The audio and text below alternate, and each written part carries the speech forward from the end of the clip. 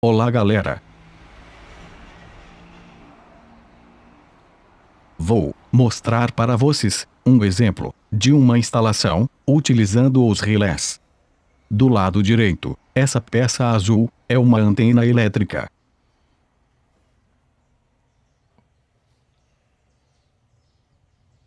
Essas caixas retangulares e prateadas que você está vendo são os relés auxiliares dos faróis, ou simplesmente relés de farol. Esses são os relés instalados. Existem alguns que estão colocados atrás, ou seja, existem duas carreiras de relés, e não estão muito visíveis. Para quem não conhece o Fusca, ele só tem esses dois relés, que são o de mudança de farol e o outro da seta. O restante foi adaptado.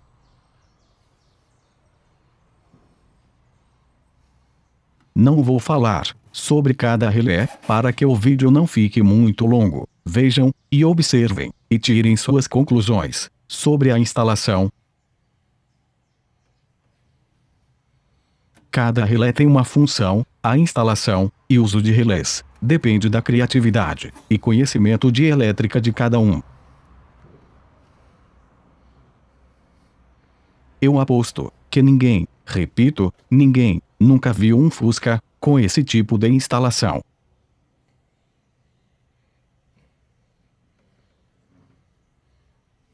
Esse relé amarelo é o da seta. O original queimou, e na correria, colocamos esse provisoriamente, pois ele não tem parafuso de fixação, por isso que ele está solto. Observem que a caixa de fusíveis tem alguns terminais soldados. Isso é para não dar mau contato.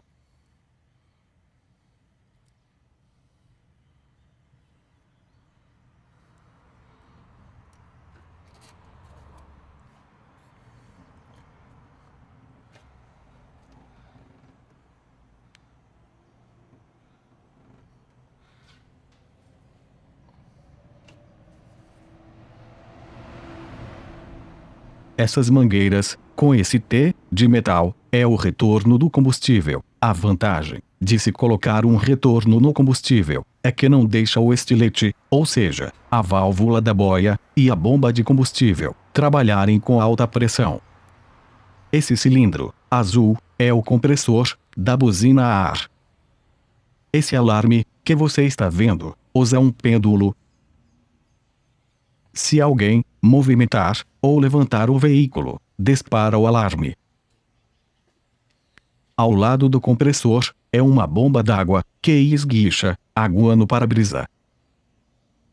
Antes de fazer as ligações no relé, você precisa conhecer o relé, seus componentes e o seu funcionamento.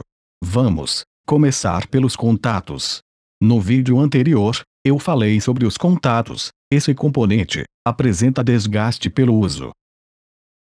Este é o símbolo de um contato no esquema elétrico. Esse é o contato. A sua função é alimentar ou cortar um circuito elétrico.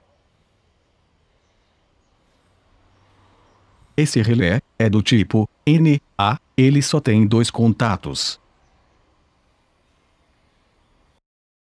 Observem que esse relé tem dois contatos, um superior e um inferior. O superior é NF e o inferior é NA. Observem que esse relé tem quatro contatos, o superior é NF e o inferior é NA. Esses contatos sempre trabalham de forma invertida, ou seja, quando um está ligado, o outro está desligado. Esse relé é do tipo reversível.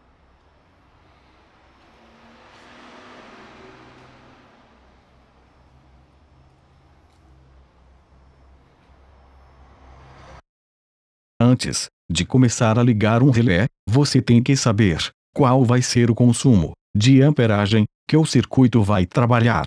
Esse consumo é em amperagem. Cada relé é projetado para suportar uma determinada capacidade de carga. Você pode usar a capacidade acima do circuito, o que é bom e recomendável, mas nunca use um relé com capacidade abaixo do consumo do circuito. Além de aquecer, ele vai derreter os contatos, ou seja, ele vai ter uma vida útil muito curta. Esse relé tem a capacidade de 40 amperes nos seus contatos. A seguir um pequeno exemplo da capacidade dos relés. Esse relé tem a capacidade de 50 amperes nos seus contatos. Esse relé tem a capacidade de 70 amperes nos seus contatos. Esse relé tem a capacidade de 10 amperes no NF e 40 amperes no NA. Esse relé tem a capacidade de 30 amperes no NF e 40 amperes no NA. Notaram como é variado a capacidade que um relé tem de suportar uma carga de um circuito? Vou falar agora sobre os tipos de ligações dos contatos. Por padrão, nos esquemas elétricos, o 30 é corrente direta, 31 é negativo, o 15 é ignição, ou seja, corrente após a chave. Nos relés o 30 é entrada de corrente e o 87 é saída. Nesse relé, alimentando o 30, o 87A vai ficar alimentado constantemente. Após alimentar o relé, o 87A vai deixar de ter corrente, passando a ter corrente no 87. Vamos supor que eu esteja fazendo uma instalação de um ar-condicionado e preciso ligar o compressor e a ventoinha em um relé. Ligando a ventoinha no 87A e o compressor no 87, ao alimentar o 30, a ventoinha vai ficar ligada direta, então esse relé não me serve. Usando dois relés, resolve o problema, ligando o compressor no fio branco 1 e a ventoinha no fio branco 2 e alimentando com mais 30 ou mais 15 o fio vermelho, eles vão funcionar. Para quem não tem prática nos esquemas elétricos, o fusível está ligado em série com os contatos 30, que na verdade é 87.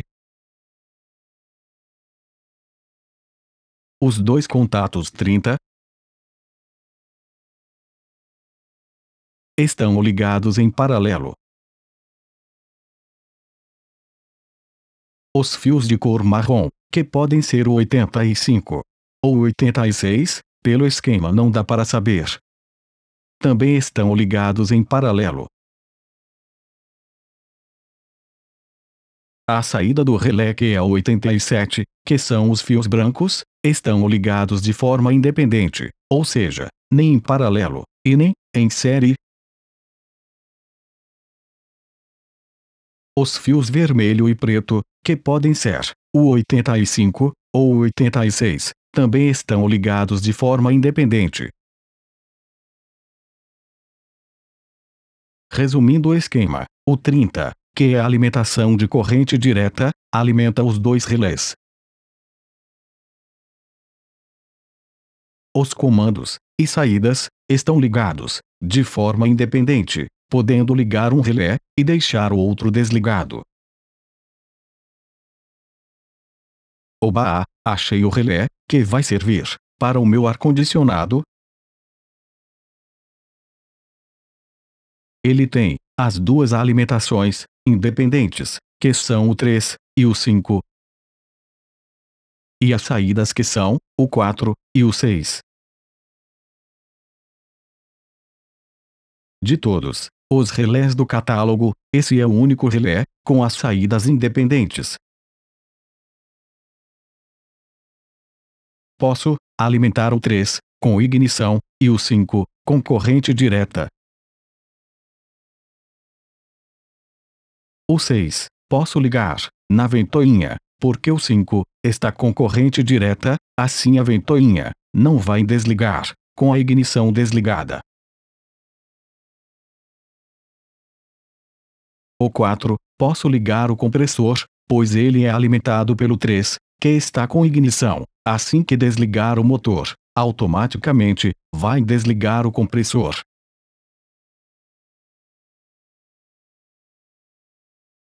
Esse relé também pode me servir. Observem que as saídas são independentes, que são o 87 e o 87B. Notaram? Esse relé não tem o 87A, é porque esse relé não é do tipo reversível, ou seja, desliga um para ligar o outro, e sim, ele alimenta os dois ao mesmo tempo.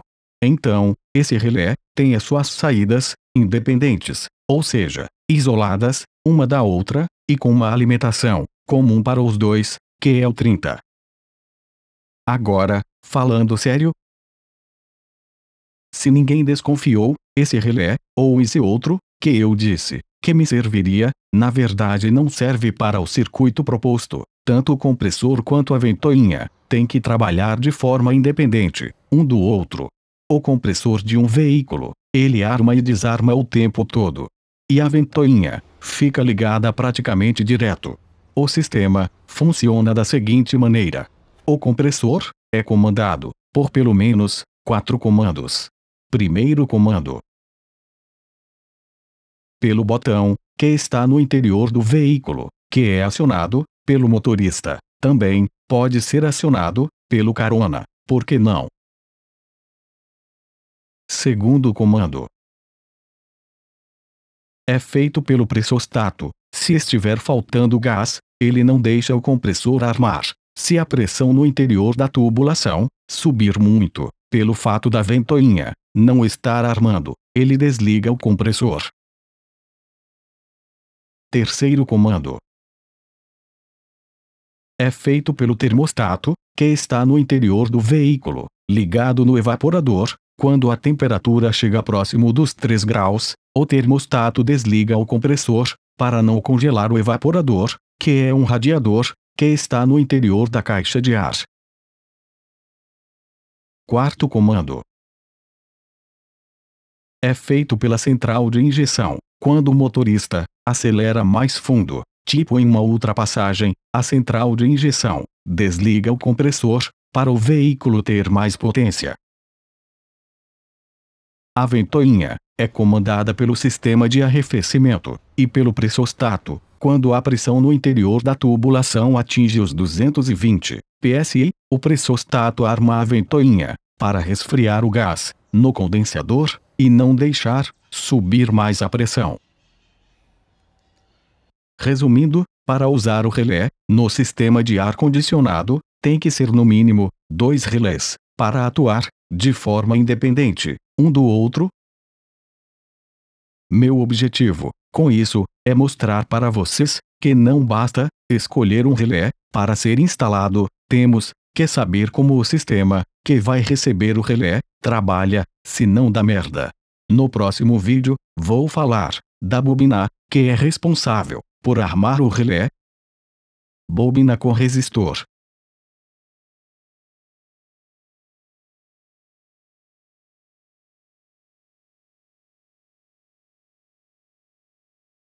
Bobina com diodo.